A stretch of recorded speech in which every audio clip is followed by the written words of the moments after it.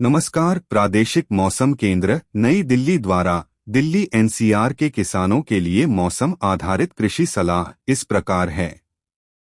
दिल्ली में 27-28 फरवरी 1 मार्च को आसमान मुख्यतः साफ रहेगा, रात के समय कुहासा रहेगा।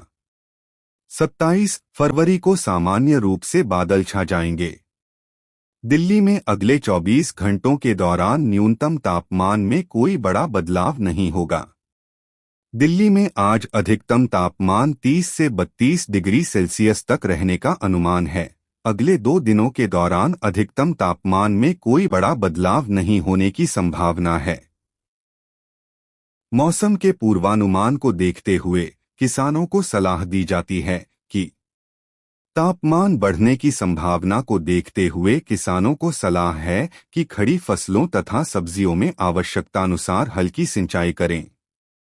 सिंचाई ऐसे समय पर करें जब हवा शांत हो, अन्यथा पौधे गिरने की संभावना रहती है।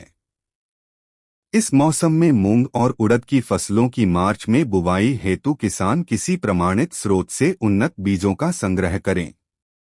मौसम को ध्यान में रखते हुए गेहूं की फसल में रोगों, विशेषकर रतुआ की निगरानी करते रहें। मौसम को ध्यान में रखते हुए किसान सभी सब्जियों तथा सरसों की फसल में चेपा के आक्रमण की निगरानी। मौसम को ध्यान में रखते हुए फ्रेंच बीन, गर्मी के मौसम वाली मूली इत्यादि की सीधी बुवाई हेतु वर्तमान तापमान अनुकूल है, क्योंकि बीजों के अंकुरण के लिए यह तापमान उपयुक्त है। किसान उन्नत बीजों को किसी प्रमाणित स्रोत से ही प्राप्त करें। मौसम को ध्यान में रखते हुए किसान टमाटर, मिर्च, कद्दू वर्गीय सब्जियों के तैयार पौधों की रोपाई इस सप्ताह कर सकते हैं।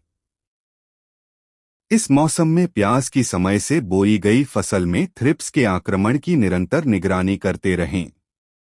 मौसम को ध्यान में रखते हुए टमाटर के फलों को फली छेदक कीट से बचाव हेतु किसान खेत में पक्षी बसेरा। इस मौसम में बैंगन की फसल को प्ररोह एवं फल छेदक कीट से बचाव हेतु ग्रसित फलों तथा प्रोरहों को इकट्ठा कर नष्ट कर दें। इस मौसम में गेंदे में पुष्प सड़न रोग के आक्रमण की संभावना बढ़ जाती है, अतः किसान फसल की निगरानी करते रहें।